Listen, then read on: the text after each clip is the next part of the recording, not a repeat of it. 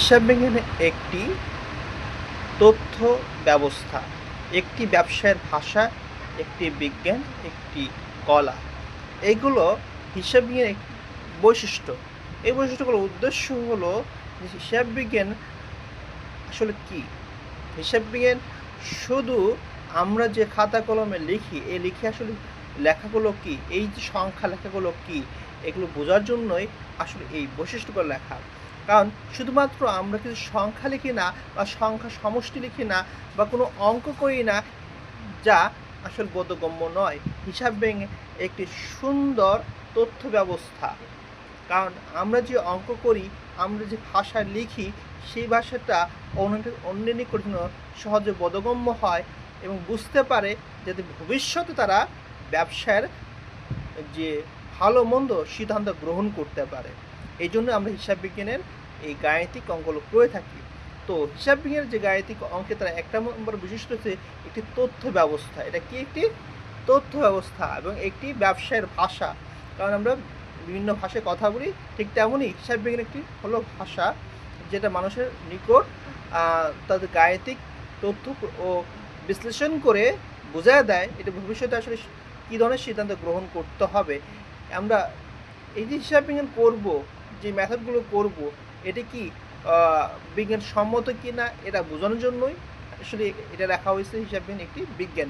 আসলে একটি বিজ্ঞান, কারণ আমরা আধুনিক পদ্ধতির মাধ্যমে এবং বিজ্ঞানসম্মত উপায়ে হিসাবগুলো করে থাকি, তাই এটি একটি বিজ্ঞান বা বিশেষ জ্ঞানের প্রয়োজন। আমরা বলি বিশেষ জ্ঞান, বিজ্ঞান মানে তো বিশেষ জ্ঞান, সেই বিশেষ জ্ঞানটাই হচ্ছে হিসাব বিজ্ঞানে প্রয়োগ করতে হয়। একটি কলা, হিসাব বিজ্ঞান কেন একটি কলা? হিসাব বিজ্ঞান উপস্থাপন অত্যন্ত সুন্দর, সাবলীল, স্বচ্ছ হতে হয়, রীতিনীতি প্রয়োগ করতে মেনে চলতে হয়, তাই এটি একটি কলা, মানে একটি আর্ট। তাহলে এর সংজ্ঞা দ্বারায় একটি কারবারে আর্থিক ঘটনাসমূহ শনাক্তকরণ, লিপিবদ্ধকরণ, শ্রেণীবিন্যস্তকরণ, প্রতিবেদন প্রস্তুত, বিশ্লেষণ করে আগ্রহী ব্যক্তির পক্ষের নিকট তথ্য সরবরাহ করাকে হিসাব বিজ্ঞান বলে। এখানে আসো আমরা দেখি এখানে এই সংজ্ঞা আসলে কী বোঝানো হয়েছে। একটি কারবার মানে একটি ব্যবসায়িক প্রতিষ্ঠান, তার আর্থিক ঘটনা থাকবে। এই আর্থিক ঘটনা আমরা প্রথমে শনাক্ত করব। আসলে বিভিন্ন আর্থিক এখানে ঘটনা আমি লিখছি আর্থিক স্পষ্ট করার জন্য, অনেকে স্পষ্ট থাকবে না, অনেকে লিখবে ব্যবসায় লেনদেন সমূহ। আর লেনদেন বলতে আমরা কী বুঝবো, সেটা অবশ্যই সেটা কি অর্থের পরিমাপযোগ্য হতে হবে, আর্থিক ঘটনা হতে হবে অর্থের পরিমাপযুক্ত, এবং এটাকে শনাক্ত করতে হয় এটা কি লেনদেন কি লেনদেন না। এই জন্য শনাক্তকরণ প্রয়োজন পড়ে। লিপিবদ্ধকরণ মানে আমরা জাবেদা তারিখ ক্রম অনুসারে বা তারিখ অনুসারে যেভাবে হিসাব প্রস্তুত করি, প্রাথমিক বই তৈরি করি, সেটা হচ্ছে জাবেদা, এই জন্য লিপিবদ্ধকরণ।